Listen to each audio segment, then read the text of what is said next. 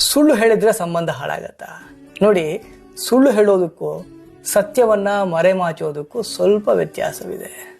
ಕೆಲವು ತರದ ಸಂಬಂಧಗಳಲ್ಲಿ ನಿಮ್ಮನ್ನ ಅವರು ಜಡ್ಜ್ ಮಾಡೋದಿಲ್ಲ, ನಿಮ್ಮನ್ನ ಇರೋ ತರನೇ ನೋಡ್ತಾರೆ. ನೀವು ಒಂದು ವಿಷಯವನ್ನ ಹೇಳಿಬಿಟ್ರೆ ಪುನಃ ಆ ವಿಷಯವನ್ನ ತೆಗೆದು ನಿಮ್ಮನ್ನ ಹಂಗಿಸೋದಿಲ್ಲ, ನಿಮ್ಮನ್ನ ನಿಮ್ಮ ತರವೇ ಇರ್ಲಿಕ್ಕೆ ಸ್ವಾತಂತ್ರ್ಯವನ್ನ ಕೊಡ್ತಾರೆ. ಅಂತ ಸಂದರ್ಭಗಳಲ್ಲಿ ಸುಳ್ಳು ಹೇಳಿದ್ರೆ ಆ ಸಂಬಂಧ ಹದಗೆಡುತ್ತೆ. ಕೆಲವು ಸಂಬಂಧಗಳಲ್ಲಿ ತುಂಬಾ ಸಂಕುಚಿತ ಮನೋಭಾವ ಇರ್ತದೆ. ನಿಮ್ಮನ್ನ ಯಾವಾಗಲೂ ಜಡ್ಜ್ ಮಾಡ್ತಾರೆ, ನಿಮ್ಮನ್ನ ಯಾವಾಗಲೂ ಡೌಟ್ ಮಾಡ್ತಾರೆ.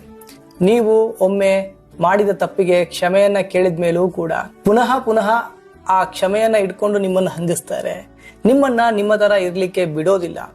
ಅಂತ ಸಂದರ್ಭಗಳಲ್ಲಿ ಅವರು ಅರಗಿಸಿಕೊಳ್ಳಲಾಗದ ಸತ್ಯಗಳನ್ನ ಮರೆಮಾಚಲಿಲ್ಲ ಅಂದ್ರೆ ಆ ಸಂಬಂಧ ಕೂಡ ಹಾಳಾಗತ್ತೆ. ಸ್ವಲ್ಪ ಇದು ಧರ್ಮ ಸೂಕ್ಷ್ಮವಾದ ವಿಷಯ.